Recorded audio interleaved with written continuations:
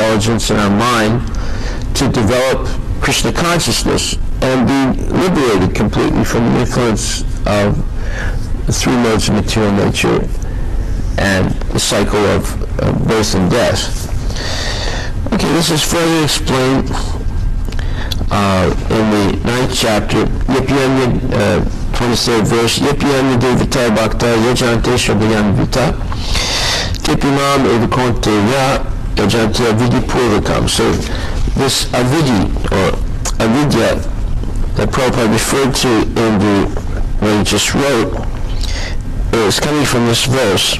And it says, those who are devotees of other gods and who worship them with faith actually worship only me, O son of Kunti, but they do so in a wrong way. So Krishna is explaining that the worshippers of the demigods, those who worship the demigods as independent gods, are worshiping in the wrong way. Ultimately, whatever is offered to the demigods offer it to the Supreme Personality of Godhead, Krishna. But the worshippers of the demigods who are only after material benefits, those benefits entangle them in the cycle of birth and death. And then in the purport, Prabhupada says, the persons who are engaged in the worship of demigods are not very intelligent, although such worship is offered to me directly, Krishna says. For example, when a man pours water on the leaves and branches of a tree without pouring water on the root, he does so without sufficient knowledge, or without observing regulative principles. Similarly, the process of rendering service to different parts of the body is to supply food to the stomach. The demigods are, so to speak, different officers and directors in the government of the Supreme Lord. One has to follow the laws made by the government, not by the officers or directors. Similarly, everyone is to offer the worship to the Supreme Lord only. That will automatically satisfy the different officers and directors of the Lord. The officers and directors are engaged as and directors is illegal. This is stated here as avidi purvakam. In other words, Krishna does not approve of the unnecessary worship of the demigods. And then Krishna says, aham hi sarva yagyanam bhuktacha prabhu evacha nahite na tumam abhijananti ma tatvinatas chivantite. So he says, I am the only enjoyer and master of all sacrifices. Therefore, those who do not recognize my true transcendental nature fall down. Tatvinatas chivantite. So here it is clearly stated that there are many types of yajna performances recommended in the Vedic literature, but actually all of them are meant for satisfying the Supreme Lord. Yajna means Vishnu. In the 3rd chapter of Bhagavad Gita it is clearly stated that one should only work for satisfying yajna or Vishnu.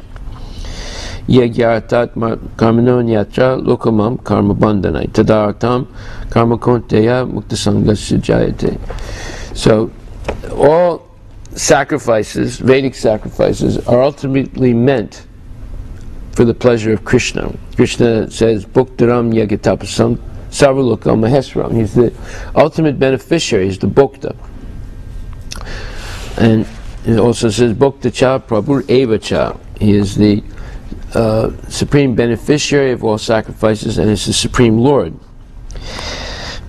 So yajna actually means Vishnu.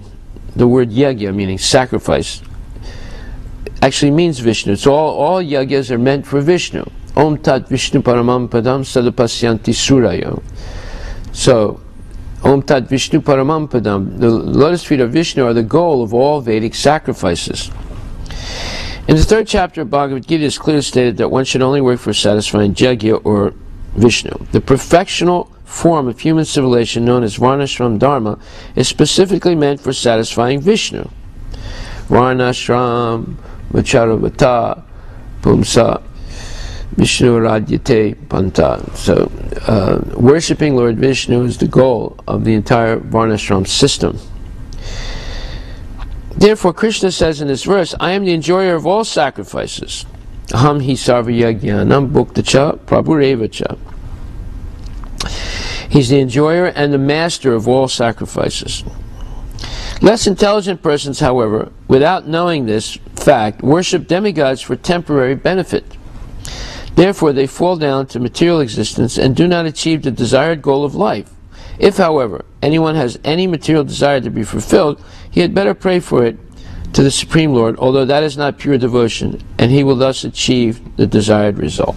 Akama sarvakama va mokshakama udaridi tivrena bhakti yogena yajate purusham para. So this verse is very important.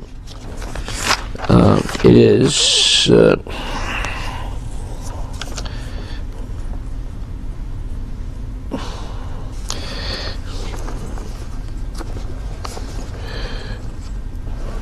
is from the Srimad Bhagavatam, 2nd Canto, 3rd chapter, 10th verse, and it says, less intelligent people who have lost their spiritual sense take shelter of demigods for immediate fulfillment of desires. Generally, such people do not go to the Supreme Personality of Godhead because they are in the lower modes of nature, ignorance and passion, and therefore worship various demigods. Following the rules and regulations of worship, they are satisfied. The worshippers of demigods are motivated by small desires and do not know how to reach the ultimate supreme goal, but a devotee of the Supreme Lord is not misguided. So it says, akarma sarva kamava, whether one has no material desires, or whether one is full of material desires, or whether one is seeking liberation. In all cases, one should engage in the devotional service of the Lord, meant to please the Lord, and this will help them reach the ultimate goal of life. Ekale Ishwara Krishna Arasabhabrita. Only the Supreme Personality of Godhead, Krishna, is the master, and all others are servants. Therefore, pure devotees never go to demigods for satisfaction of material needs. Pure devotees depend on the Supreme Lord, and pure devotees are satisfied with whatever the Lord gives. This is real knowledge of spiritual life. Then Krishna explains, Yanti Deva Vatan Devam Pitrin Yanti Pritivita Bhutani Yanta Bhuteja Yanti Mam Yajino Pimam. Those who worship the devas or demigods go to the planets of the demigods. Those who worship the pitris or the ancestors go to the planets of the pitris. So the devas, planets, are in the material world, and even though they're higher planets in the material world, still there is janma mrityu jara vyadi dukkha dosana darshanam, birth, death, old age, and disease, and the let's say unsavory effects of these things. Even though one is on the Devaloka, still within the jurisdiction of the material world, and the entire material universe is called Martya Loka, the place of death. Or if they worship their ancestors, they go to the Prithvi Loka, which is also in the material world. Or Bhutani Antibhuteja, if they worship ghosts and spirits, they go to the planet of ghosts and spirits. Yantimam Yajino Pimam. But one who worships me comes to me, Krishna says. That means back to the spiritual world. So, therefore, we should understand who the Supreme Personality of Godhead is and not worship anything less than that. Otherwise, whatever we worship will attain that thing, and because it's not Krishna, we remain within the jurisdiction of the material world. Okay, so here, Krishna, Maharaj Yudhishthira is asking this question. Why? Because he wants to understand. He understands already that worshipping the demigods, striving for elevation of material planets, this is called the Karma Kanda section of the Vedas. That's not good, and he understands that's not the goal of life. But now he's asking about the Jnana Kanda and Upasana Kanda. Jnana Kanda means attempting to escape the control of the material nature, to achieve liberation through developing knowledge by speculative methods. But usually, because it's speculative, one doesn't reach Krishna. One reaches only the Brahman effulgence emanating from Krishna's body. And then the Upasana Kanda, where one actually does worship Krishna or the demigods. And so he wants to know, look, what is the real purpose here? Which one of these strivings is actually the purpose of the Vedas? Because the Vedas ultimately describe the Absolute Truth sometimes impersonal and sometimes as personal. And it's also said, Vadanti tat vidas tatvam yajganam advayam brahmeti paramatmeti bhagavan iti sabhyate, that the Absolute Truth is understood in three stages: Brahman, Paramatma, and Bhagavan. So the Bhagavan realization of Absolute Truth is the supreme, or the perfect understanding, complete understanding, because it's the personality of Krishna who is the source of all emanations. Om Namo Bhagavate Vasudevaya Janma Dasya Yata Nivyad Itaratas Chartesu Avidya Swarat. So, Janma Dasya Yata, what is the origin of everything? Well, it's answered in the first verse of the Srimad Bhagavatam. Om Namo Bhagavate Vasudevaya. It's Krishna, Vasudevaya, the son of Vasudevaya, who is the Supreme Personality of Godhead. But some people strive for either the impersonal realization, and some people are simply striving for elevation to higher planets. So Maharaj Pariksit wants this question to be answered. You know, what is the actual perfection of spiritual life and the goal of all spiritual striving? So in beginning to answer this, Sukadeva Goswami says that this part of the universe, or the creation of Krishna, called the material universe, is an area where people are placed who have revolted against the Supreme Personality of Godhead. Therefore they can't stay in the material world. But there is a saving grace. There is possibility for reformation. So they're put in the material world and are given a highly complex instrument called the material body that has senses, mind, and intelligence. And they're given a chance to use the senses, the mind, and intelligence in two ways. Either to engage them for sense gratification, or to engage them for understanding the Supreme Absolute Truth. We have these two choices, and Krishna doesn't interfere with the choice between those two things. So we have this instrument which is highly effective. It's called the material body, but it can be used either to put ourselves deeper into the cloud, the blurred vision of material existence, with the repetition continually of birth, death, old age, and disease, or to liberate ourselves from it. Most people choose sense gratification, and that's why you see the world in the mess that it's in. Because as soon as a person wants sense gratification, they begin to be a competitor of Krishna and others. They live in a competitive atmosphere. Why? Because everybody has their own circle of interest around the focal point of their selfish desires for sense gratification. And therefore, they're always going to intersect other circles of interest of other people who have their own sense gratification at heart. And those points of intersection are points of conflict, competition, and conflict. Therefore, this is a period and an area of the creation of Krishna where there's constant fighting, constant disloyal competition, constant strife in which there is desire and hatred. I want this, you want the same thing, only one of us is going to get it. If you get it, I hate you.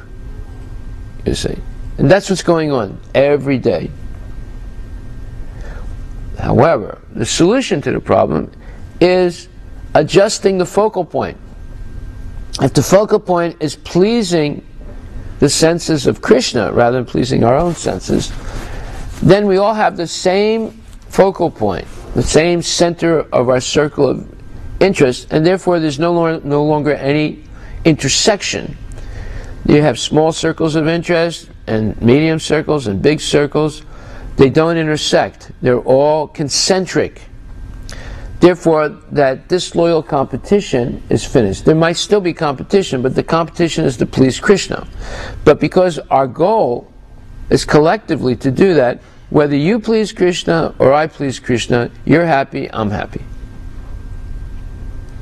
See? So now we have loyal competition because we all have the same goal. These are called concentric circles of interest.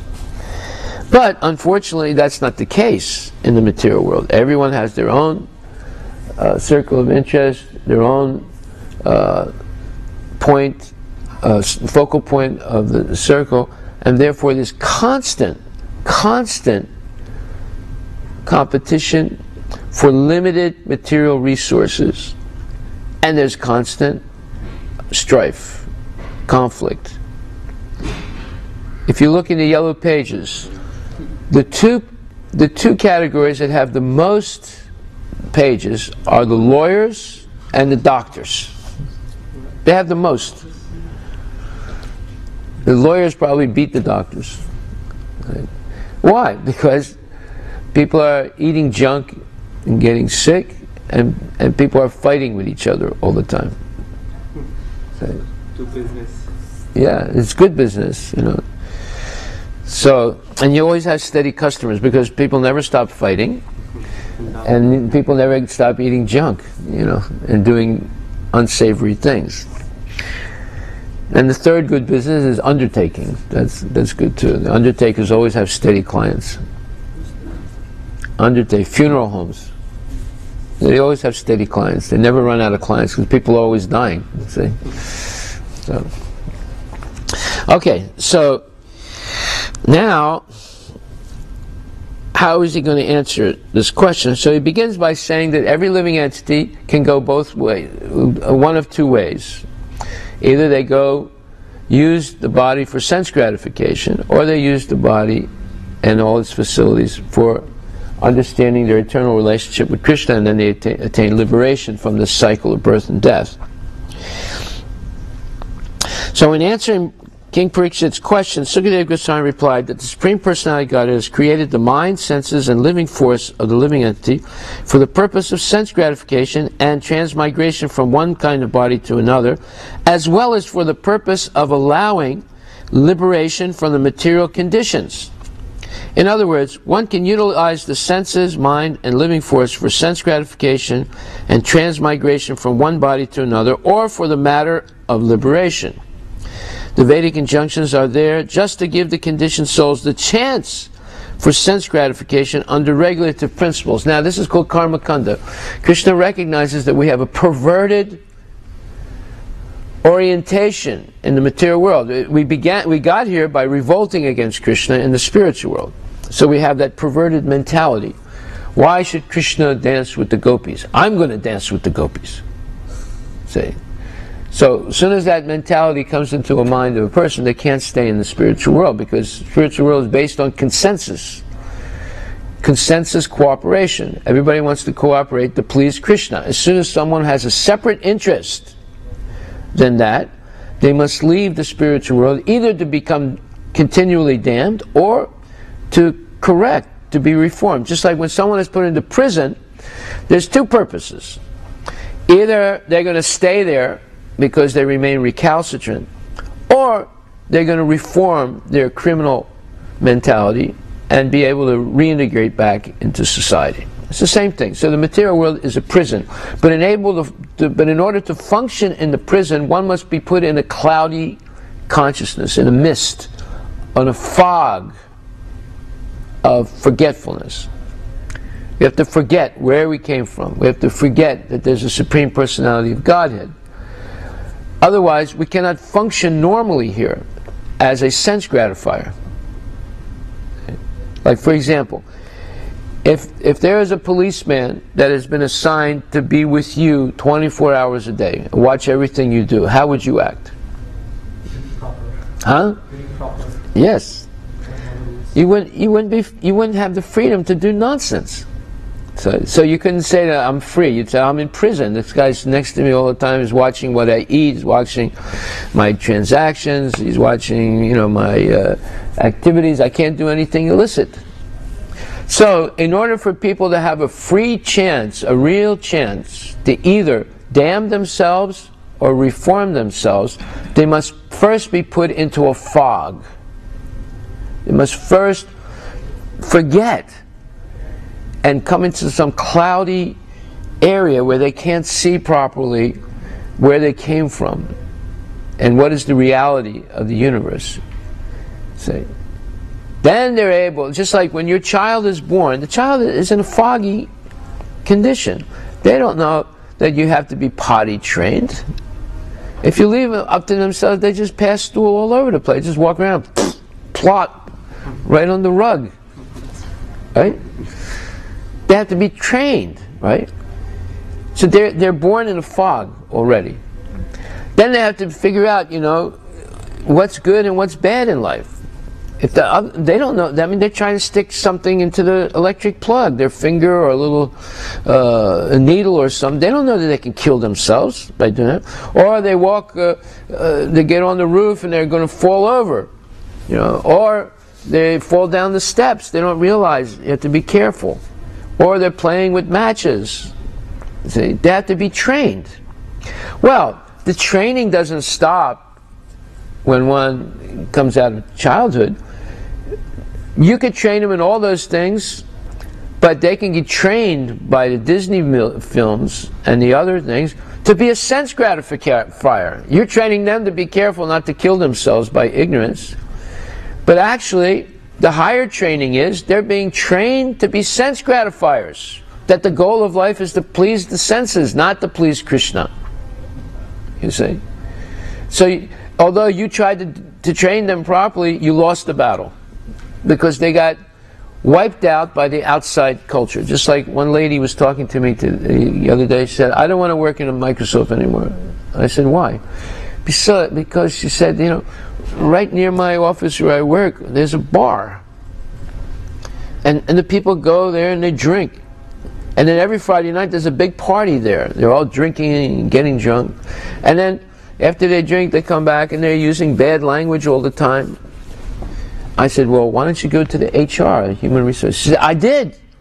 And the HR guy told me, this is our culture. This is our culture. Our culture is competition, survival of the fittest, envy, personal vendettas, drinking, illicit sex, just thinking about making money. This is the culture they've created. See, this is a temple, it's a building, and in here we have a culture, right? Well, they also built a building, and inside they have a culture. And anyone who goes into that atmosphere, they get influenced by that culture. Either they resist it because they've been trained otherwise, or if they're not well trained, they can eventually adapt to that culture. See, the culture of disloyal competition, of the other thing is working almost 24 hours a day. This one lady was telling me last night, she said, I can't work in my team anymore. I said, why? Well, because first of all, they fired a lot of people. We used to be 2 times as many people. Now there's half or less than half the number of people that were there before. And we're expected to do 2 times more work. And they keep hiring these new guys from India. They're willing to work 18 hours a day and just get paid for 8 hours. And she said, I'm a mother, I have kids, I have a family. I can't work 18 hours a day. And if I don't do it, I'm going to get fired. See, that's a culture. I said, well, how can they work 18 hours a day and only get paid for 8? She said, if they say anything, they get, you know, they'll lose their job. Why? Because they won't be able to produce the results. I said, but it's against the law to work 18 hours a day and only get paid for it. Well, if they do well, they get, you know, we get bonuses and other things. But we have this rating system. You know, every 6 months we're rated, and if we get a low rating, then we can be fired, or we're put in a, you know, we can't change our group either. If we have a low rating, we can't change the group and go into a different group. So I'm stuck. Either I'm going to work the 18 hours, or they're going to fire me. If I get fired, then you know, it's going to be hard to get another job. I might find a job, I might not. You see how this is the culture, huh? Yeah, it's a culture of maliciousness. It's not a culture of spiritual elevation, spiritual inspiration. It's a culture of maliciousness. And one has to be malicious to function. Malicious to themselves and malicious to others. You know, it's disloyal competition. But that's the material world. Why do you think there's anything strange about it? There's nothing strange about it. That's what this material world is. Because everyone has their own central point of interest. Okay, so the living entity is intelligent. One, therefore, has to utilize his intelligence over the mind and the senses. When the mind and senses are purified by the proper use of intelligence, then the conditioned soul is liberated. Otherwise, if the intelligence is not properly utilized in controlling the senses and mind, the conditioned soul continues to transmigrate from one kind of body to another simply for sense gratification. Another point clearly stated in the answer of Sukadeva Goswami is that it is the mind, senses, and intelligence of the individual living entity that the Lord created. It is not stated that the living entities themselves were created. That's the point. There's a difference between the soul and the body. The soul has never been created. Najayate mriyate vakadachin nayam bhutva bhavitam vana bhuya ajo nitya sasvatam yam purano hanyate hanyamane sarire. In Bhagavad Gita, 2nd chapter, 20th verse. And by the way, if you learn this verse, you know more than all the philosophers in Western history, except for maybe Socrates and Jesus. But if you learn this verse, you'll know as much as Socrates and Jesus. But all the others, you'll know more than them, because they haven't been able to figure this one out yet. And this verse says that for the soul there's neither birth nor death at any time. He has not come into being, does not come into being, and will not come into being. In other words, the soul was never born and never created. Why? Because Mamai Vamsa Jiva Loka Jiva Bhuta Sanatana. The soul is the part and parcel of Krishna. We are the individual part and parcel of Krishna. We're never separated from Krishna. We only get separated by this cloud, this fog that's put over our consciousness when we're born in the material world, so that we can make a real choice. Either I'm going to use this life for sense gratification, or I'm going to use it to please the senses of Krishna. If we're not put into this fog, we would not have a free choice. We'd be like robots, with the policeman standing next to us day and night, forcing us to do the right thing. No. Why? Because ultimately, the goal of all life is to attain love of Krishna. But you can't attain love of Krishna if you're programmed like a robot. Robots don't have any love. And by the way, you can buy a Japanese robot now if you're lonely. They talk to you. You can have sex with them. Yeah. They never say no. They're programmed. Of course, it's a robot, it's a machine, but the skin almost looks real. When they speak, you know, they know how to say a few things. Right? You know, how are you? Did you have a nice day? What would you like to eat? You know, I don't know if they use a Japanese accent or not, but they probably programmed the language. So they can speak Slovak, they can speak Russian, they can speak English, Arabic, French, Chinese, whatever. So, but that's not love. I mean, the dog is better than the robot. That's why people like dogs so much, or cats, because you know they can exchange a little bit of love, but they reciprocate a little bit. The reciprocation of the machine is mechanical, so it's not the same thing. Okay, so the soul is eternal Therefore, Krishna did not create the soul. It's part and parcel of him. But he created the mind, intelligence, and false ego, and the senses to be used in two ways, either for sense gratification and become more and more entangled, or to attain liberation from the entanglement and go back to where we belong, in the spiritual world, where there's no birth, death, old age, and disease. Okay, so now it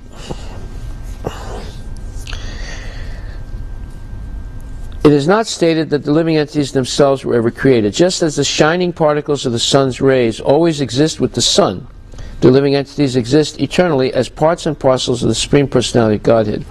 But just as the sun rays are sometimes covered by a cloud, which is created by the sun, so the conditioned souls, although eternally existing as parts of the Supreme Lord, are sometimes put within the cloud of the material concept of life, in the darkness of ignorance. The whole Vedic process is to alleviate that darkened condition. Ultimately, when the senses and mind of the conditioned being are fully purified, then he comes to the original position called Krishna consciousness, and that is liberation. So, here we have an understanding of why we have a body, material body, why we have choices in life. Like, you know, if we say, well, the heck with Krishna, I'm going to forget about him and just go to the bar and drink and do whatever I want. I mean, the sky doesn't fall on your head when you make that decision. Because it's a free choice. Krishna gives a complete free choice. Of course, I can't choose other things. I can't say the sun will not come up today. I don't have that kind of discretionary power. But I have discretionary power on what I eat, where I sleep, how I speak, who I want to love, who I want to hate, all these things. I have discretionary power. Therefore, no one else is responsible for our happiness or distress than ourselves. Krishna is responsible for giving us the body. Krishna is responsible for the laws of karma, all these things. But we are personally responsible for our happiness or distress in life. Just like the Toyota is responsible for the car that you have. So if the brakes don't work properly, Toyota is responsible, right? Or if the battery catches fire, Toyota is responsible. But if you speed in the car, you're responsible. You see, Toyota is responsible for the mechanical arrangement that you have, called the car. But if you misuse the car, then Toyota is not responsible. In other words, you take out a Toyota part and you put in some, Hyundai part, and the Hyundai part malfunctions, you're responsible because you did that. You played around with their machine. But if you speed, if you get in an accident because you were texting someone, if you do some nonsense, you're responsible. You see? So we received this machine called the body. Krishna is responsible for the body. Right? And he gives you the body according to our previous karma and our unfulfilled desires when we died in our last life. So some people get pig body, some people get cockroach body, some people get demigod body, some people get human body. Each body has a particular way of perception. Like the pig, he sees stool as tasty. But you don't see stool as tasty. If I give you a plate of halva and a plate of human stool, which one would you choose? Which one would you choose? That's right. But if you give the same choice to the pig, you know which one he'll choose? He'll choose the stool. He's hardwired to perceive in a different way than we are. Right? Why? Because as a human being, if I eat stool, I'm making a big mistake. But as a pig, if I eat stool, I'm not making a big mistake. So those human beings who consistently make bad mistakes of choosing stool over halva, in the next life they get the pig's body because they don't make a mistake like that. They're not committing any sinful reaction. As a human being, it's either sinful or stupid to choose stool over halva. Now, what is stool? Stool is the Big Mac, Jack in the Box burgers, chicken, Kentucky Fried Chicken, all the kebabs. They're all stool. They're dead bodies. If I show you a dead body, like let's say someone ran over a deer, and I say, oh, let's take this home and make a kebab. You say, no, I don't want this. Why not? Oh no, it's dead. Well, wait a minute. What is that piece of red meat in Safeway? Is it alive or dead? You see, because you don't see the eyes of the animal, you don't see the skin, you don't see the legs, you don't see the tongue, you just see that red piece of meat that's wrapped up in nice cellophane. You say, oh, this is good. But that dead animal in the street, that's not good. But what's the difference? They're both dead flesh. See? And they're both in a state of putrefaction. The one in the Safeway has chemicals in it, just like when you go to the funeral home and you go and see the dead body, and you say, they did a good job. He looks pretty good, almost as good as when he was alive. Well, but you know what they did to him to present like that? Sometimes they take all the blood out and replace it with formaldehyde, and they use makeup. I saw one person preparing a dead body for a wake. They cut the fingernails, they shaved the face, they combed the hair, they put a little bit of makeup on. He looked better dead than he did alive. They prepped him in such a way that he looked better when he was dead. Well, these are things that are going on in the material world, and we become fooled because no one's instructing us what is our real condition in this world. You see. So now, how can we understand? Well, we're understanding right now by hearing from authoritative sources, hearing the Vedic literature spoken honestly. That's the way we can understand. We can't understand by speculating. We can't understand, but why? Because we've been programmed by the material culture to think that the goal of life is sense gratification. Yeah, we were given good training in the family, just like one person was telling me, he said, my father and mother, they were Vaishnavas. And they trained me to sing the prabandhams and to do this yagya, that yagya, this thing, that thing. Then I went to school and I read Darwin, I read Marx, I read Freud, and I lost my taste for those things. Then I started drinking, smoking, philandering.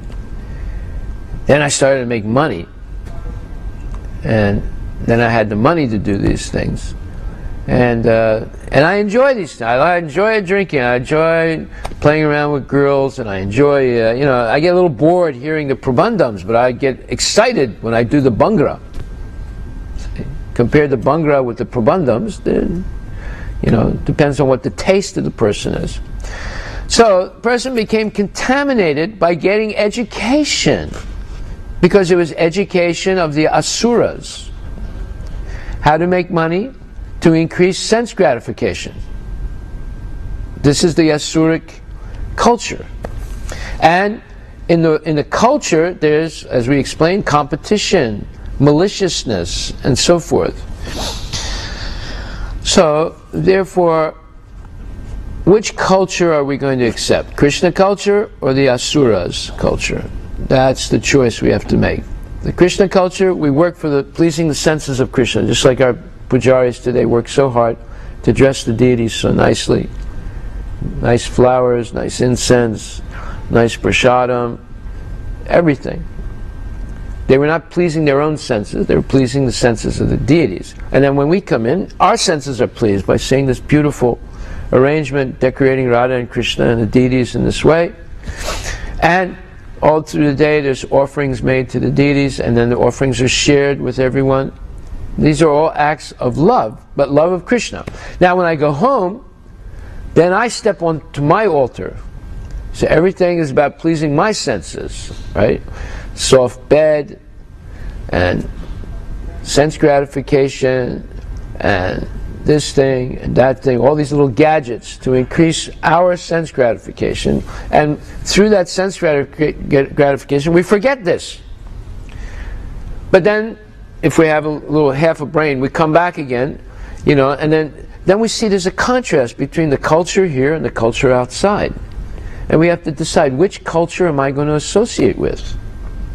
The culture of maliciousness based on selfish sense gratification, or the culture of mercy, of prasad, based on pleasing the senses of Krishna. This is a real choice that we have to make. In the Vedanta Sutra, the first sutra or code questions about the absolute truth. Atato Brahma Jigyasa. What is the nature of the absolute truth? The next sutra answers that the nature of the absolute truth is that He is the origin of everything. Whatever we experience, even in this material condition of life, is but an emanation from Him. Yeah, Krishna says, Maya dakshena prakriti, suyate sacharacharam, hitananena konteya, jagat vi parivartate. He says that everything, whether material or spiritual, is an emanation, is coming from me. And also he says, Pakritim swam abastabhya visrajami punak punah bhutakrama imam krishnam avasa pakritir vasa. The whole cosmic order is under me. Under my will, it is automatically manifested again and again, and under my will, it is annihilated at the end. So everything is coming from Krishna. Everything is controlled by Krishna, whether it's material or spiritual. That's the truth. And Krishna is not an it. He is a person, just like you and I are persons. Understanding this is called Vedic knowledge. Matak parataram nanyat kinchit asti dhananjaya mai sarvam idam protam sutre manigana iva. O conqueror of wealth, Arjuna, there's no truth superior to me. Everything rests upon me as pearls are strung on a thread. This is the truth about Krishna. And unless we understand this truth, we remain anchored in the material world of sense gratification and maliciousness. The absolute truth created the mind, senses, and intelligence. This means that the absolute truth is not without mind, intelligence, and senses. So one time I was on a television program with a Sikh and a Muslim and a Buddhist. And the Sikh and the Muslim both were explaining who God is. And they explained him as an it, not as a person. And the Buddhist said, well, I don't know anything about God because Buddha didn't talk about God. So then, he made it a zero. So we have a zero and two its, non-persons. Then they asked me, and I said, first of all, I have to say something honestly. The Muslim and the Sikh gentlemen have just insulted God. And everyone looked at me, they were all shocked. And so did the Buddhist, but less viciously as the Muslim and the Sikh. And I was sitting right next to them. They're looking at me like, I violated some rule or something. This is a live television program. And then the moderator said, well, we have to speak very gently here. We can't... I said, there's no question of gently. I'm just telling the truth. But so, well, how can you say that? They said, how can you say? And the Muslims, I've never insulted Allah in my whole life. I said, you just did severely, and so did the Sikh. They said, well, how can you say that? I said, look, you say that Allah is the greatest, right? Allahu Akbar. Is it right? He said, yes, of course, Allahu Akbar. I said, you just insulted them then by what you said. Well, how can you say that? I said, are you a person? He said, yeah, of course I am. You just insulted God. I said, how can you say that? What do you mean? I said, you just said that you are something that God is not. So how can He be Akbar? If you have something He doesn't have, how can He be Akbar? You are greater than He is. That's why you insulted Him. They said, well, what do you mean? I said, if you say that God is not a person, but you say you are, you just insulted God. He's no longer Akbar. And I said, and the Sikh did the same thing also. He's saying that God is not a person, he's some light. But he himself is a person. Right? So therefore both of you have insulted God. And the Buddhist, he did it also, but less viciously than you guys. He said, I don't know. I don't know anything about God. Right? So at least he didn't insult God directly. He did it indirectly. You guys did it directly. Right on television in front of thousands of people. I said, you should be ashamed of yourselves. They didn't say anything. So that's the point. How can we be something that God is not when we're coming from God? Atato Brahma Jigyasa, Janma Dasayata. What is the nature of the Absolute? Absolute is that from which everything emanates.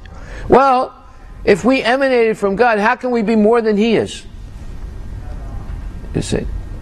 You see how people are, this defeats, the Sikh is a Mayavadi, as are followers of Sankaracharya.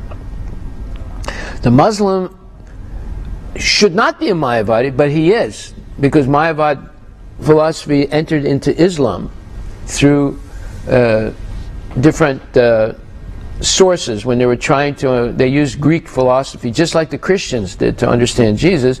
They used Greek philosophy to understand Allah. And it seeped into their religion also. Okay. The educated Muslims, they say, well, we don't know if God is a person or not. The information is not there in the Quran. Actually it is, but they haven't seen it yet. One time I told an Imam, I said, you don't understand the Quran. I said, what are you saying to me? My whole life I studied. I have a PhD from university in Egypt. I said, yeah, you don't understand though. Your PhD is worthless. He got really upset. I said, you can get all the upset you want, but I'm just telling you the truth. You don't understand. You don't understand Quran. You haven't read it properly. The Quran establishes God as a person. So he said, I don't accept that. I said, you don't accept it because you have not been educated. He said, no. He said, we don't have the knowledge. The Quran doesn't give the knowledge that God is. I said, the knowledge is there. You have not understood it. Okay, so the Absolute Truth created the mind, senses, and intelligence of the human beings. Therefore, this means that the Absolute Truth is not without mind, intelligence, and sense. How can He create something for us that He doesn't have Himself? Can a mindless, senseless, and intelligentless person create a company like Microsoft? No. They have to have intelligence, mind, and senses to do it. Then how did Krishna create the universe if He doesn't have a mind, senses, and intelligence? How can He endow us with mind, senses, and intelligence if He doesn't have mind, senses, and intelligence? You see how foolish these followers of Sankaracharya have become. The very word created means that He has transcendental intelligence. For example, when a father begets a child, the child has senses because the father also has senses. The child is born with hands and legs because the father also has hands and legs. Sometimes it is said that man is made from the image of God.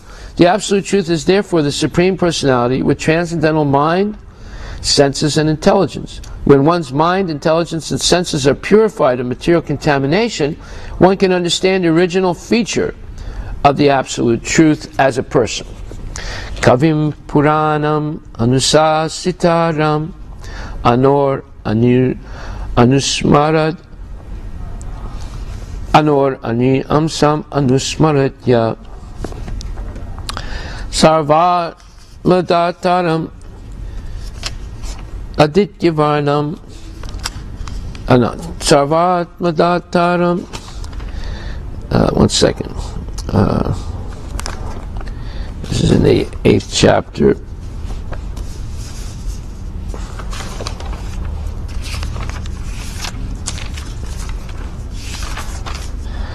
Sarvat Madataram Achintya Rupam Aditya Varnam Tamasas Parastat. This is the 8th chapter, 9th verse.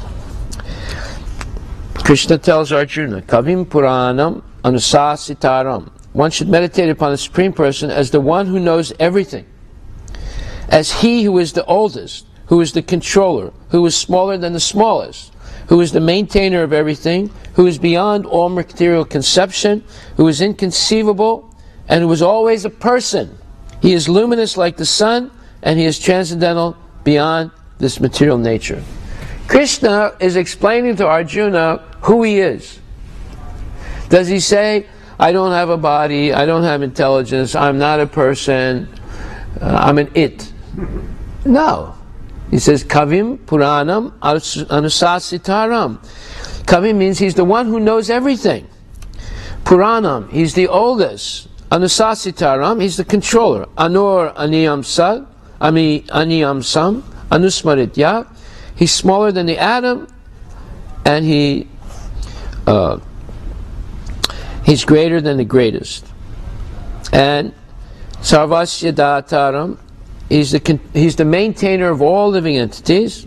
Achintya Rupam, and he has an inconceivable transcendental form. Aditya Varnam, he's luminous like the sun, and which is transcendental. Tamasa is transcendental to the material world, to darkness and ignorance. Tamasa Parastat. So he's explaining to him who he is.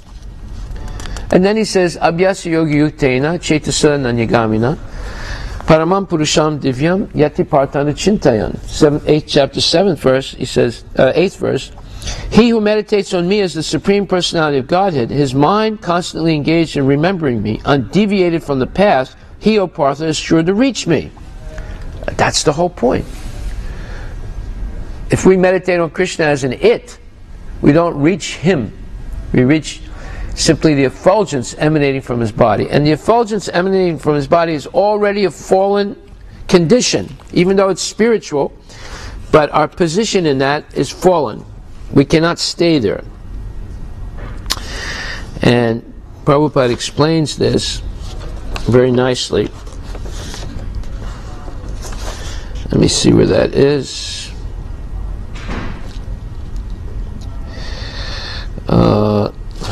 4.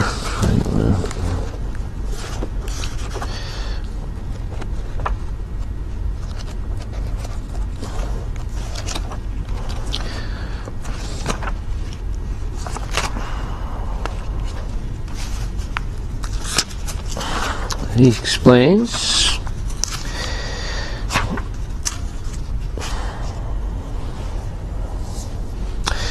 he says the truth within this material world is relative. The absolute truth is outside the relative world. Just like when a child is born, he is relative. He is born by his father. Then you go on researching, and you will find that his father is also born of his father, and so on. In this way, if we go on searching out the absolute truth, you will find him, the Supreme Person, not an imperson or non-person. Just like the child is a person, therefore the agent or the truth which begot the child is taken without any hesitation as a person. Therefore the absolute truth cannot be impersonal. That is a fact. Impersonalism is only a solace for the frustrated. When we are frustrated by the relative personalism of this material world, we try to find out, in a material way, the opposite number. Just like a patient who is suffering in diseased condition tries to find out something opposite number. So this is a long course explanation. But actually, impersonalism cannot give us the answer to our eternal search for peace.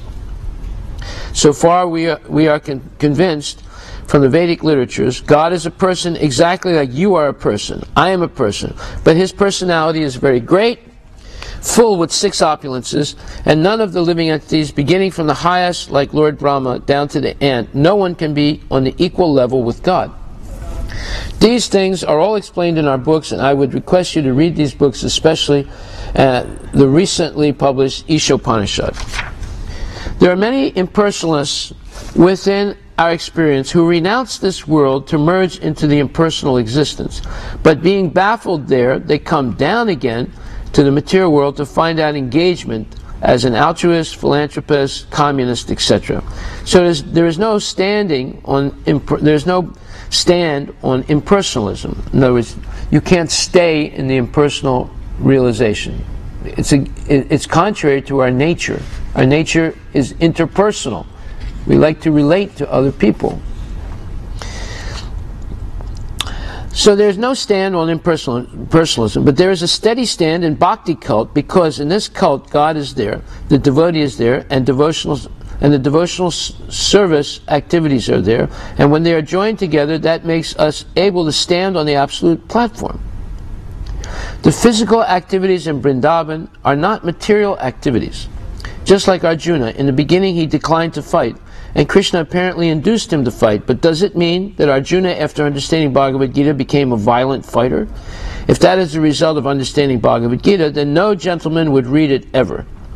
Therefore, the real thing is that in Bhakti cult, the activities appear to be like those of the materialists or karmis, but actually they are all devotional service. In New Vrindavan, everyone is engaged in Krishna's service. They have no interest in material activities, but they are always ready to act and do anything for Krishna's sake. Okay, so there's a relative truth, there's an absolute truth. The impersonal concept is relative to the personality of Krishna, because it's the effulgence coming to him. It is part of the absolute truth, but it's not the supreme absolute truth. And Krishna says, Brahmanu hi pratisthanam amritam. Yes, Brahmanu hi pratisthanam amritam yasu. What's that? 14th chapter, 27th verse. Amritasya vyayasya cha sasvatasya cha dharmasya sukaisya kantikasya cha. He says, and I am the basis of the impersonal Brahman, which is immortal, imperishable, and eternal, and is the constitutional position of ultimate happiness. So this Brahman effulgence is coming from Krishna.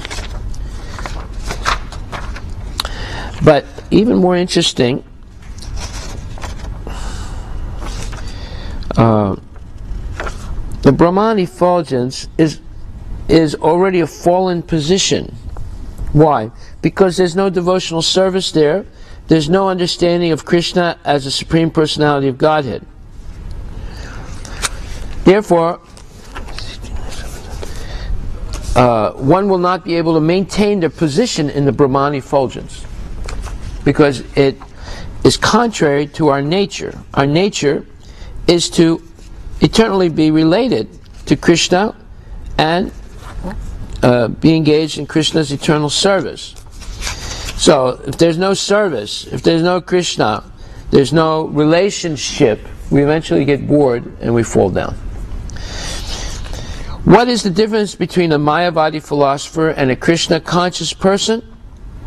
A Mayavadi philosopher is one that thinks that everything is impersonal. The answer is that the Mayavadi philosopher has only imperfect knowledge of God, whereas the Krishna conscious person can understand Krishna fully. The example is given that a person may know about the sunlight, but that does not mean that he knows about the sun god within the sun planet. Within the sun there is a sun god, namely named Vivaswan, and his body and the bodies of other inhabitants of the sun are made of fire. It is the heat from these fiery bodies that gives warmth and light to this universe. So if someone knows something about the sunlight, it does not mean that he has knowledge about Vivaswan, the sun god. Similarly, from Krishna's spiritual body, there is the emanation of the Brahman effulgence, which pervades the entire universe. The Mayavadi philosophers are trying for knowledge of this Brahman effulgence, but even if they are able to merge into this effulgence emanating from Krishna's body, that does not give them perfect knowledge of the source of everything. This source is Sri Krishna, the Supreme Personality of Godhead. So both the Mayavadi philosopher and the Krishna conscious person is seeking spiritual advancement, but the Krishna conscious person is higher because he goes to the source of everything, including the Brahman effulgence. I hope you will understand this nicely. So therefore it says, Brahmeti, Paramatmeti, Bhagavaniti, Sabhyate. There are three levels of understanding God. One is the impersonal level, which is the effulgence emanating from his body. The second level is Paramatma, the presence of God in the heart of every living entity and in every atom of the universe. And the third level is Bhagavan, who is the source of both Paramatma and Brahman, and that's the Supreme Personality of Godhead, Shri Krishna, who is the origin of everything. How do we know that? Well, he says that about himself in Bhagavad Gita, 10th chapter, 8th verse. He says that Aham sarvasya prabhava matak sarvam pavartate iti matva bhajantema buddha bhava samanvitaha. He says, I am the source of all spiritual and material worlds. Everything emanates from me. Okay? So, what happens if you understand that everything emanates from Krishna? Iti matva bhajantema buddha bhava samanvitaha. Those who perfectly know this engage in my devotional service and worship me with all their hearts. That's what we're doing here. We're engaging in Krishna's service and worshiping him with all our heart. Why? Because we know that he is the origin of everything. Just like some people, they want to find the origin of the Ganga. But to find the origin of the Ganga, you have to go to the source of the Ganga. You don't find the origin of the Ganga in Benares. You don't find it in Calcutta, where the Ganga empties into the ocean. You have to go way up into the Himalayas, to Gangotri, to see where the Ganga is coming from. But that's not the real origin of the Ganga. If you read the Vedas, you see that the Ganga was a few drops of water that came in from the Karana Sagar, the causal ocean that's outside the material world, when Vamanadev kicked the covering of the material world, put a little crack in it, and some drops came in. And at first it was only in the Deva Lokas, and then it was brought down by Bhagirati to this material world in the middle, and then went down to the lower planets also to purify the ashes of the sons of Sagara. So, just because I went to Gangotri and I see water coming out from a cave doesn't mean also that I know its origin. Right? You have to go to the Vedic knowledge to understand the real origin. And here Krishna says, Aham sarvasya prabhava, he is the origin of everything. And in the Vedas it says, Brahmano Devaki Putra, the son of Devaki, Krishna, is the Supreme Personality in the Narayana Upanishad, verse 4. And then it says that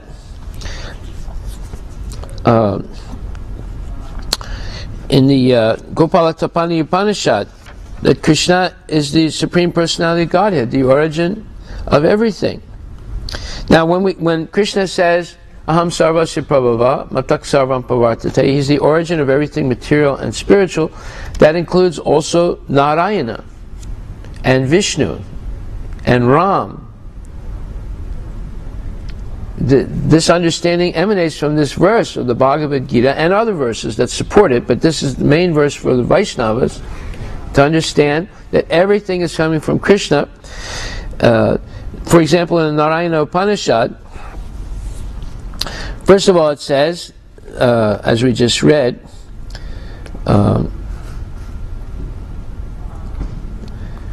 Brahmanyo Devaki Putra. But before that, it says, in the Narayana Upanishad, Ato Purusha Havai Narayano Kamayata Praja Srijyati.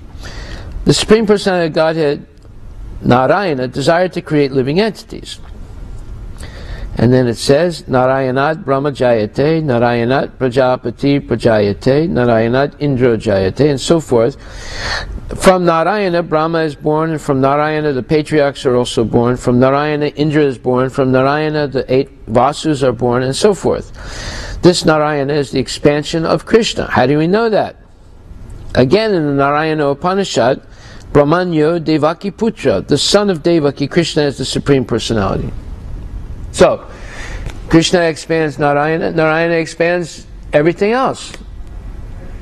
So Narayana is a plenary expansion of Krishna according to the Narayana Upanishad. Right? And there are many other Upanishads and other Vedic sources saying the same thing, as well as Krishna saying it about himself in the Bhagavad Gita. So therefore we accept Krishna as the Supreme Personality of Godhead.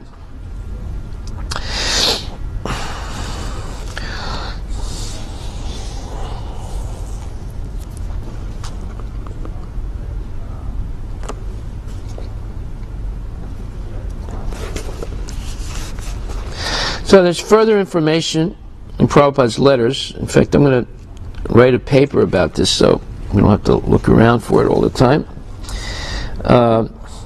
About the difference between the Mayavadi or impersonalist philosopher and a Krishna conscious person. Prabhupada says,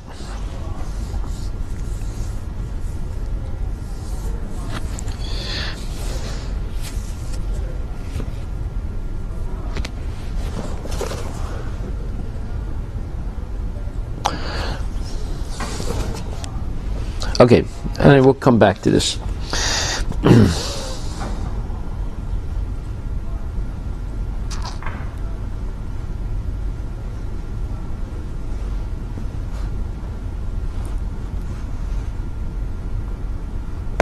Okay, now there's another point. Let's say a Mayavadi philosopher attains the Brahman realization and merges into Brahman. What happens? Well, Prabhupada explains that in depth in this next quote. He says,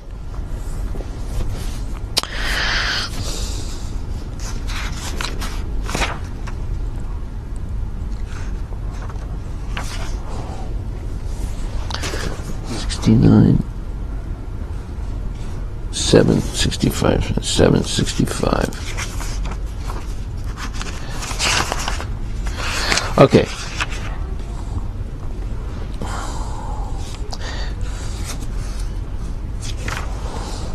Regarding your question, what is the difference between the spirit souls comprising the Brahmajyoti and the spirit souls here in Maya? So, the Brahmajyoti, the effulgence emanating from the body of Krishna, is made up of infinite number of spirit souls, which are there like sparks of a fire. Fire, you see it burning, but actually if you look at it carefully, it's little sparks. And the light coming from the Brahmajyoti are like little sparks, or pencils of sparks. It's pencil-like sparks. Okay? And this devotee asked Prabhupada, what's the difference between us in the material world, we have souls, and the souls in the Brahmajyoti? It's a very good question. Prabhupada answers, in the Brahmajyoti, the spirit souls, on account of their impersonal views, are devoid of a body. Exactly like here in Maya, there are ghosts who are devoid of any gross bodies.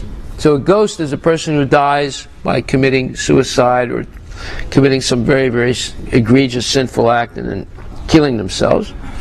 So there are two bodies covering the soul. One is called the Sarira Linga and the other is the subtle body. So we have the gross body made of earth, water, fire, air, and ether, or space. Mind, intelligence, and false ego comprise the subtle body. And then there's the soul. So at death, only the gross body dies, not the subtle body, because the subtle body will carry the soul either back to Godhead or to the next gross body. Now, when somebody commits suicide, it's a highly sinful thing to do.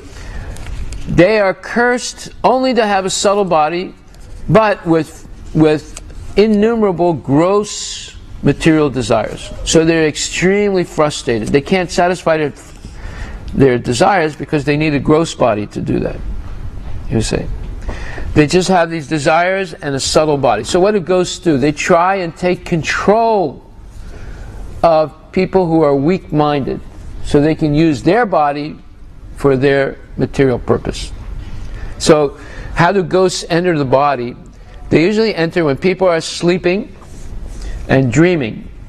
And sometimes you notice you wake up and you have this very bad, foul-smelling saliva that came out of your mouth while you were dreaming. That's when the ghost enters the body. I don't know if any of you have ever experienced it. Have you experienced this? Never. Never. Oh, okay. Have you experienced this? No. Have you experienced this? I don't remember. Maybe.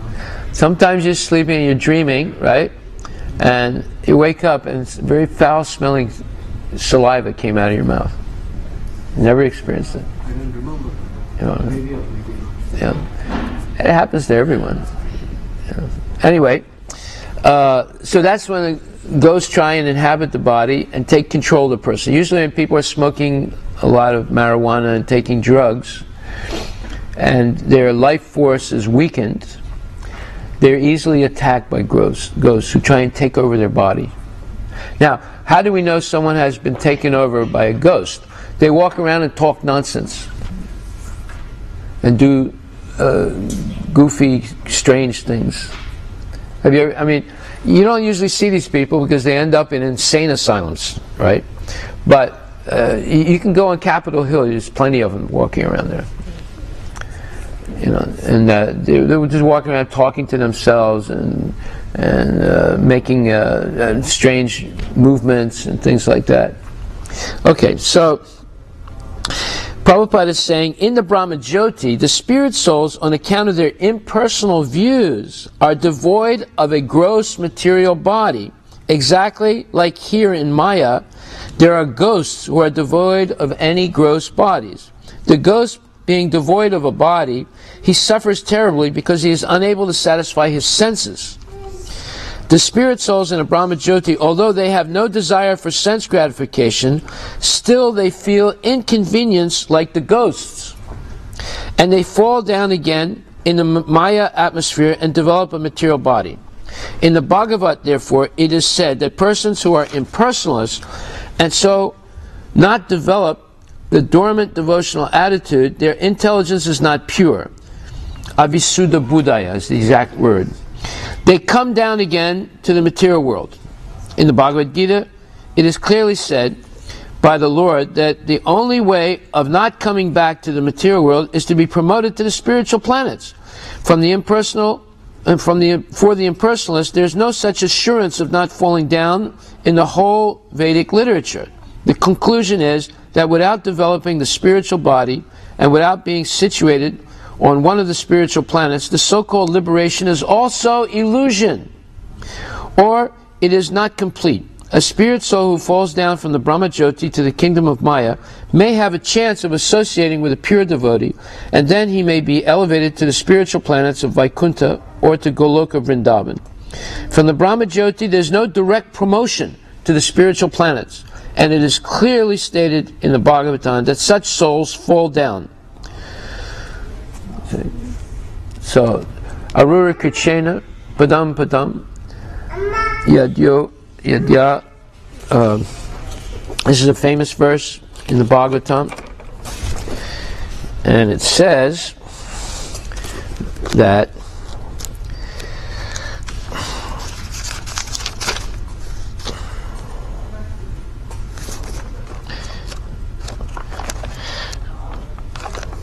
Yine Ravindaksha Vimuktamanina Tvaya Asta Bhaved Avisuddha Buddhaya Arura Krichena Padam Padam Tata Patanti Adyo Nadrita Yusmad Angrayo. Someone may say that aside from devotees who always seek the shelter at the Lord's lotus feet, there are those who are not devotees but who have accepted the different processes for attaining salvation. What happens to them? In answer to this question, Lord Brahma and the other demigods said, O lotus-eyed Lord Krishna, although non-devotees who accept severe austerities and penances to achieve the highest position may think themselves liberated, their intelligence is impure, avisuddha buddhaya. They fall down from their position of imagined superiority because they have no regard for your lotus feet. So the only place where there is no understanding of Krishna as a person is the Brahmajyoti, which is his spiritual effulgence. It is spiritual, but there's no possibility of promotion from that. One can only fall from that position. So Prabhupada said, I have to find that quote, it's already a fallen position. Even though the position itself is eternal, our ability to stay in that position, hold that position, is not eternal. Because our nature is not to be impersonal. Our nature is to have interpersonal relationships. And the ultimate interpersonal relationship is with Krishna himself. Now, this isn't everywhere. This is everywhere. If you read the Tirupavai of Goda Devi, that's the whole understanding of the Tirupavai. She goes to Vrindavan and is introduced to Krishna by the gopis. And the whole thing is about how sweet this experience is. Right? That's the point. In spiritual life, there is sweet, sweeter, and sweetest. So the relationship to Krishna, according to Goda Devi, is the sweetest spiritual relationship one can experience. And it's unending. It's ananta. See? So it's not just in Gaudiya Vaishnavism. This is in Sri Vaishnavism also. Even Sankaracharya said, Narayana Vyaktat, that Narayana is transcendental to this material world. And he said, Bhaja Govindam, Bhaja Govindam, Bhaja Govindam Mudamate. Just give up this speculation and surrender to Govinda, Krishna. See? Sankaracharya was actually a devotee, but he had the thankless task of converting the Buddhists back to accepting the Vedic authorities. So he did it in a very surreptitious way. And later on, it had to be corrected and brought back to the original correct understanding by Madhvacharya and Ramanujacharya. Sankaracharya is a devotee. He's Lord Shiva. He was ordered by Narayana to come and trick the Buddhists to come back to the Vedic authority. But the way he did it was to give it a very, very tricky, Buddhist interpretation of the Vedas, so they would accept it. But he added, there was a survalue to it. The Buddhists, their nirvana is the state of avyakta, the flip side of material manifestation. The material world goes through two stages, avyakta and vyakta, unmanifest and manifest. In the unmanifest stage of material nature, the energy is existing, but you cannot perceive it. So the Buddhist nirvana is that avyakta state. It's still material, it's not spiritual. So Sankaracharya came, he gave a Buddhist interpretation of the Vedas. The Buddhists had rejected the Vedas. Why? Because the Hindus were improperly following them to the point that they made a travesty of Vedic knowledge. So in the time of Buddha, Buddha saw this. He said he could see the priests were all unqualified and they were proliferating sinful activity in the name of the Vedas. So he rejected the entire Vedic authority, took the rug out from underneath their feet, and taught his brand of eightfold, let's say, eightfold type of meditation. But the goal, you see, Buddha purposely did not give knowledge of God. If he did, then the Buddhists would have then the people would have speculated, as the Hindus had done. So, to stop that speculation, he said, it's not a question to talk about. The universe, the material world has always existed. It's eternal, so you don't have to worry about who created it. So he got around the question of God. He wanted to stop all speculation. But then, his ultimate goal was the nirvana, and nirvana is the flip side of material creation. It's the avyakta state of the material energy. So when Sankaracharya came, he gave a Buddhist interpretation of the Vedas, re-established the authority of the Vedas, and upped the ante by saying that the ultimate goal is Brahman.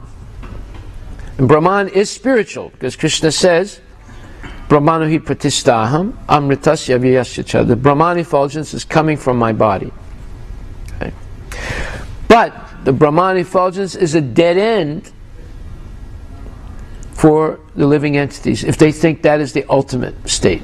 Now the 4 Kumaras, they were impersonalists.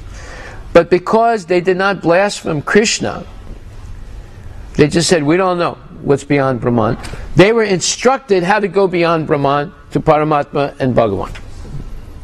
But the followers of Sankaracharya insist on what's called Kevala Advaita, absolute and unadulterated oneness.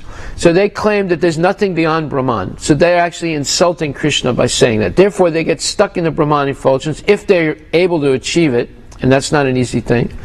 And then they fall down because there's no relationship with Krishna. Just like astronauts go, let's say they go to the moon, but they don't stay there very long. They come back right away because it is a hostile atmosphere for the human body. The same way, the Brahman is actually a hostile atmosphere for the individual soul, because to maintain your position in it, you have to deny your individuality. Okay? Okay, so now we've only read a few pages of the prayers to the personified Vedas. This is very deep philosophy. This is the pinnacle of the Srimad Bhagavatam philosophical presentation, and we're going to go through this whole chapter. There's about 100 pages of this, and it's all wonderful. If you want to know the Vedic philosophy, this is it now, and it's all going to be revealed. What is Buddhism? What is Mayavadism? What is Vaishnavism? What is this? What is that? How are we entrapped in the material world? What is Maya? All this is going to be explained in depth. And we'll stop right there. Are there any questions anyone wants to ask?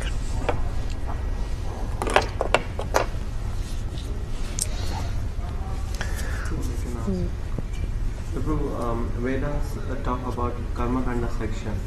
Yeah. Right? And then you read one shloka in Bhagavad Gita that Vidi Purvak, they worship the demigods. But Veda also states, we just read, like for the people who insist for eating meat, who insist on eating it, so they can offer to Durga and they can eat. So one side Veda says that who insist so much and they do, and they worship demigods by killing goats. Other side Bhagavad Gita says they are doing it, but they are doing it in the wrong way.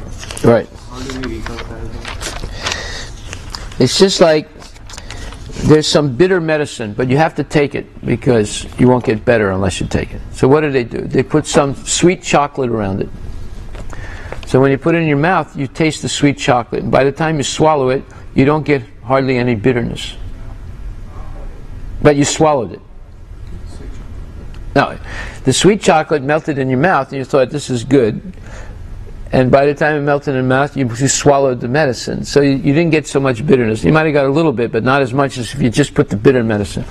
So the Karma Kanda section of the Vedas is the chocolate covering of the Vedic knowledge. It gives you an ability to gratify your senses, but at the same time, it gives you education to understand that gratifying the senses is not the goal of life.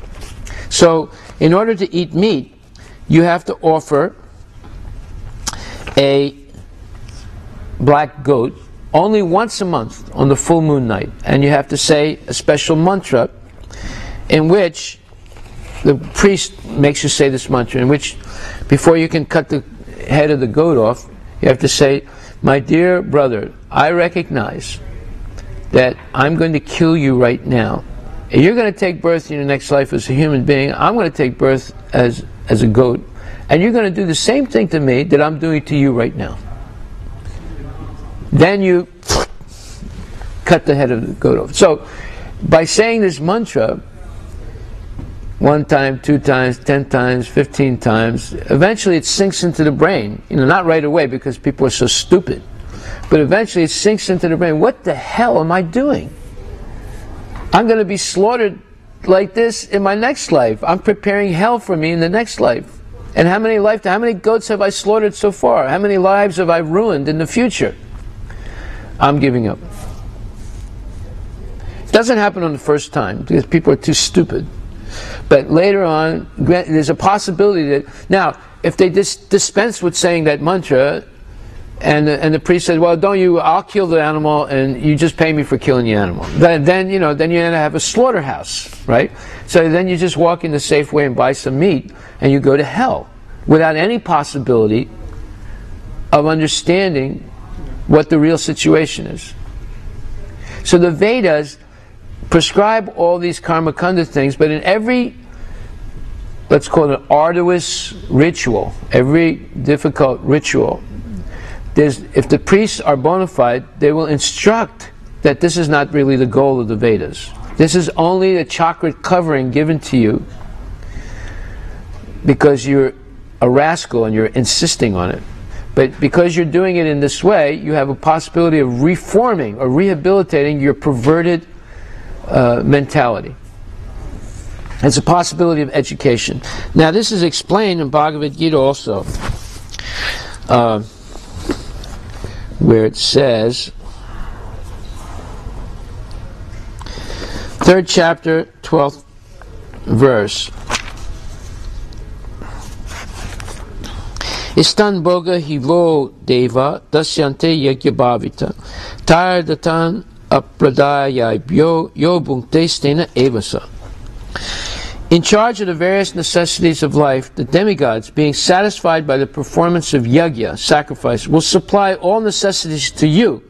But he who enjoys such gifts without offering them to the demigods in return is certainly a thief. So in the purport, Prabhupada says, the demigods are authorized supplying agents on behalf of the Supreme Personality of Godhead, Vishnu. Therefore, they must be satisfied by the performance of prescribed yajnas.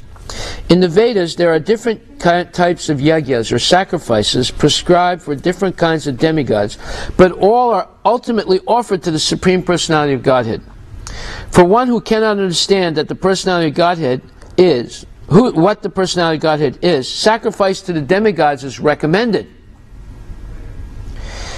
According to the different material qualities of the persons concerned, different types of yajnas are recommended in the Vedas. Worship of different demigods is also on the same basis, namely, according to different qualities. For example, the meat eaters are recommended to worship the goddess Kali, the ghastly form of material nature. And before the goddess, the sacrifice of animals is recommended. So this is what they do, especially in Bengal. In Nepal also. But for those who are in the mode of goodness, the transcendental worship of Vishnu is recommended. But ultimately, all yajnas are meant for gradual promotion to the transcendental position. For ordinary men, at least 5 yajnas, known as Pancha Mahayajna, are necessary. For ordinary, not for devotees, but for ordinary persons. One should know, however, that all the necessities of life that the human society requires are supplied by the demigod agents of the Lord. No one can manufacture anything. Take, for example, all the eatables of human society. These eatables include grains, fruits, vegetables, milk, sugar, etc., for the persons in the mode of goodness, and also eatables for the non-vegetarians, like meats, none of which can be manufactured by men. Then again, take, for example, heat, light, water, air, etc., which are also necessities of life. None of them can be manufactured by the human society. Without the Supreme Lord, there can be no profuse sunlight, moonlight, rainfall, breeze, etc., without which no one can live. Obviously, our life is dependent on supplies from the Lord. Even for our manufacturing enterprises, we require so many raw materials like metal, sulfur, mercury, manganese, and so many essentials, all of which are supplied by the agents of the Lord, with the purpose that we should make proper use of them to keep ourselves fit and healthy for the purpose of self-realization, not for sense gratification, self-realization, leading to the ultimate goal of life, namely liberation from the material struggle for existence. This aim of life is attained by performance of yajnas. If we forget the purpose of human life and simply take supplies from the agents of the Lord for sense gratification and become more and more entangled in material existence, which is not the purpose of creation, certainly we become thieves. And therefore, we are punished by the laws of material nature. A society of thieves can never be happy because they have no aim in life. That's what's happened today. Everyone has become a thief. How can you be happy in a society of thieves? There's no honor amongst thieves. The gross materialist thieves have no ultimate goal of life. They are simply directed to sense gratification, nor do they have knowledge of how to perform yagyas. Lord Chaitanya, however, inaugurated the easiest performance of yagya, namely the Sankirtan yagya, chanting of the Hare Krishna Mahamantra. Everyone can do this. Which can be performed by anyone in the world who accepts the principles of Krishna consciousness. Okay? So the worship of demigods is recommended for those people who don't accept the Supreme Personality of Godhead, Krishna. Because that's an indirect, it's incorrect and indirect and incorrect way of worshiping Krishna. It's called avidhi purvakam. It's done in ignorance. But at least the demigods will take what's offered and offer it to Krishna, whether you know it or not. And then Krishna gives them the material ingredients to offer to you. You know, the result. That's the background arrangement. That's, you know, just like in every, what do you call it, computer program, you have, what do you call the background something? Background thread. Background thread. This is the background thread. But you can only understand this through the Vedas. You can't figure it out on your own. Just like you go to Gangotri, you can't go any farther. You go inside the cave, you could drown, right? So you don't know really where the Ganga is coming from. You just end up looking into a cave, and water is gushing out of it.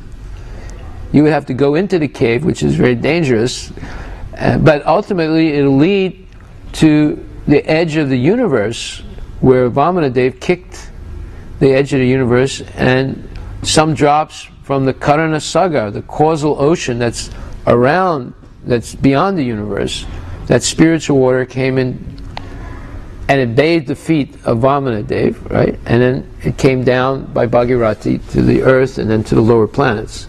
That's the real source. But you couldn't tell that by looking into the cave. You see. However, there's another point here, and then we'll stop. Sahayagya praja srishtva puruvacha prajapati anena parasavisyadvam esavostristha kamaduk. 3rd chapter, verse 10. In the beginning of creation, the Lord of all creatures sent forth generations of men and demigods, along with sacrifices for Vishnu, and blessed them by saying, "Be thou happy by this yagya," sacrifice, because its performance will bestow upon you everything desirable for living happily and achieving liberation. Now this is the program the Lord has. Okay, we revolted against the Lord, so we cannot stay in the spiritual world. So He puts us, I mean, this is a spiritual world also, but it's covered with a cloud, with a fog. And the fog is in our mind, and the fog is all over the place. So we don't see things correctly. We see things here reflected on the current of kama, lust. Therefore, when I look at something, I actually see the projection of my lust. Oh, I want this thing for my pleasure. That's lust. So we're not seeing correctly. But that fog can be cleared, dissipated by the sun of Krishna consciousness. When the sun comes up, the fog dissipates, and then you can see things clearly. Until the fog dissipates, Krishna is willing to supply us everything we need so that we don't have to struggle too hard and have, therefore, some time to understand who we actually are, understand the Vedic literature, engage in practical activities that are directed to pleasing Krishna rather than selfishly pleasing ourselves, and in that process become purified, purify the fog. And then we'll be able to achieve liberation from this entanglement. So this is explained. Prabhupada says, the Prajapati is Lord Vishnu, and He is the Lord of all living creatures, all worlds and all beauties, and the protector of everyone. The Lord created this material world to enable the conditioned souls to learn how to perform yagyas, sacrifices, for the satisfaction of Vishnu, so that while in the material world, they can live very comfortably, without anxiety, and after finishing the present material body, they can enter into the kingdom of God. That is the whole program for the conditioned soul. By performance of yajna, the conditioned souls gradually become Krishna conscious and become godly in all respects. In the age of Kali, the Sankirtan Yajna, the chanting of the names of God, is recommended by the Vedic scriptures. And this transcendental system was introduced by Lord Chaitanya for the deliverance of all men in this age. Sankirtan Yajna and Krishna consciousness go well together. Lord Krishna in his devotional form as Lord Chaitanya is mentioned in the Srimad Bhagavatam 11.5.32 as follows, with the special reference to the Sankirtan Yajna. Krishna Varnam Trisak Krishna Sangapangashta Parsadam Yagyai Sankirtana Purer Yajanti Hisu Medasaha. In this age of Kali, people who are endowed with sufficient intelligence will worship the Lord, who is accompanied by his associates, by performance of Sankirtan Yajna. Other yajnas prescribed in the Vedic literatures are not easy to perform in this age of Kali, but the Sankirtan Yajna is easy and sublime for all purposes, as recommended in the Bhagavad Gita also 9.14. Satatam kirtayanto mam chitantas cha dritavrata namasyantas chamam bhaktya nitya yukta upasate. One should always engage satatam kirtayanto mam in the kirtan of Krishna, Krishna's holy name, and do this with a strong vow. Dritavrat. Namasyantas chamam bhaktya nitya yukta upasyate. One should offer all their homage and respect and service and love to Krishna by chanting his holy name. Okay? So this is the program. Krishna, through the process of Vedic sacrifices, one can receive all the necessities to live a peaceful life.